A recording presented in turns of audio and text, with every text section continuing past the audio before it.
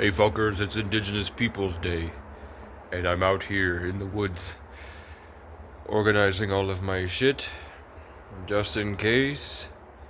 I haven't found a place to put it yet, but at the very least I can clean.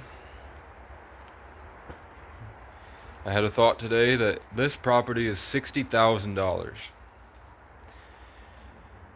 If I worked at UPS, which without a degree, that's the best job I could have, I'd make $1 more than UPS if I was a fence installer, which means I go around with a crew and we put up fences with tools, which sounds fun as hell.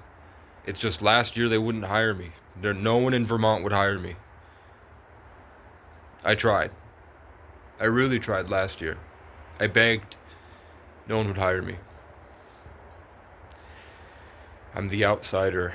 They want to put me to somewhere they could put me so far into the woods I freeze to death, was their plan. And when that didn't work, they tried to shoot at me.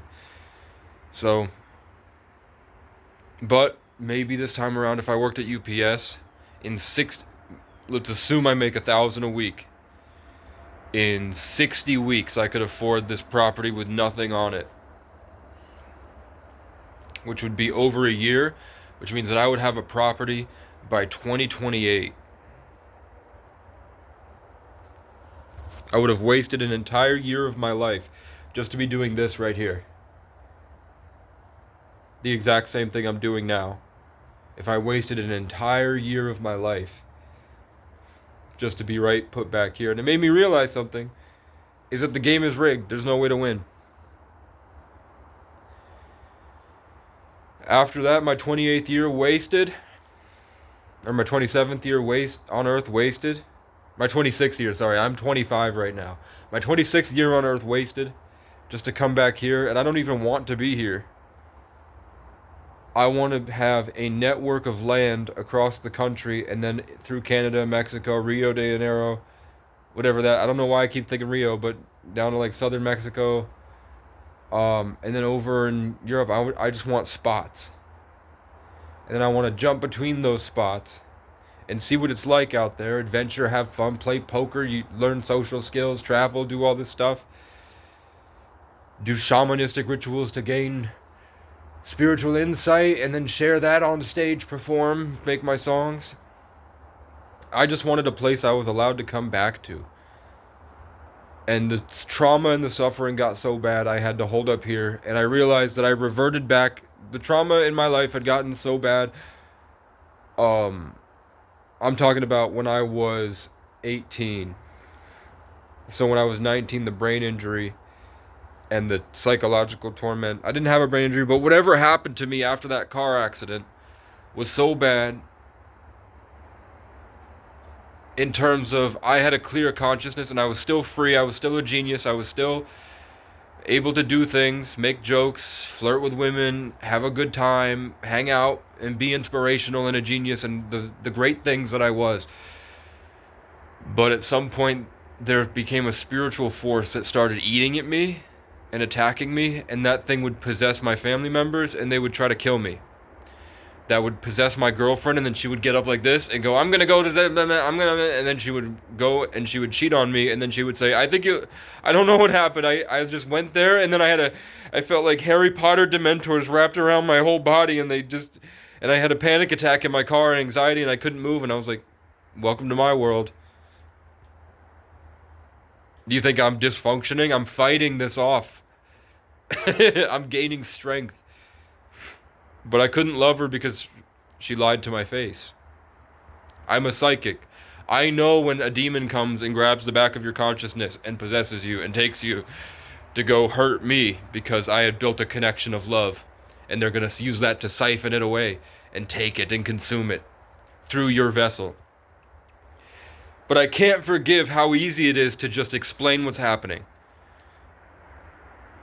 Even if you were being led and you made a bad decision, you lied to my face. The demon isn't stopping you from just explaining what's happening. Oh my, I don't know. But instead, you liked it. You liked it. It was fun for you. So, you're all gone. And now it's just me and my orangutan on the wall, and my handy dandy mouse kid guitar over here, and then James Buchanan Barnes, my only friend, and there's a mouse that won't leave my house. So I don't know what to do. I don't even have a lot of stuff. It's just sentimental. Like, God gave me that laundry sign, and then that Ohana means family, and that tree of life on the wall, and then James Buchanan Barnes. I can't get rid of James Buchanan Barnes, you know what I'm saying? And my red throne that I imagined was going to be put in my castle keep when I finally made the music videos for Thunder and The Man and War and all these different songs, and then my TV show that revolved around a decrepit keep in the woods. When a abused child runs away from his abusive family and his abusive stepfather, and he runs into the woods, and he gets transported because of Cernunnos, the woods takes him to another realm, and then in that other realm is me, after a great war. When I'm alone, just trying to tend to my family's mental illness, in my magically sealed off domed garden, and then because the sun comes into my life, I have that call to action, and that gives me a sense of purpose again. So I go out to get him back to his family. And along the way, people realize that a being from another world has a separate essence, an essence so foreign to this world that they want. And then through him, because they know I come to love the child, my power becomes available. Because the only way that they couldn't take my power is because there was nothing. I cut off love. Through my love, they could finally get to the King Casey. But he had sealed himself off in his family's suffering. So the whole show is about Casey's old friends that had been converted, trying to kill him, take his essence, and stop the boy from getting home. And Casey's trying to reverse engineer how the kid got here, trying to find a way back to the Celtic god that had helped Casey when he was alone, that also helped this child when he was alone. That's the point of it, is fighting off the hordes of cops, cunts, creeps, crows, crackheads, colonizers in this fantasy world that come to take Casey from his keep and get in. And I wrote that before I ever saw this cabin. 6 months prior to seeing this cabin, I was alone in the woods. My car had broken down in the mud, deep in the woods, and I was in there freezing for my birthday and Christmas. A whole month I was out there, almost 2.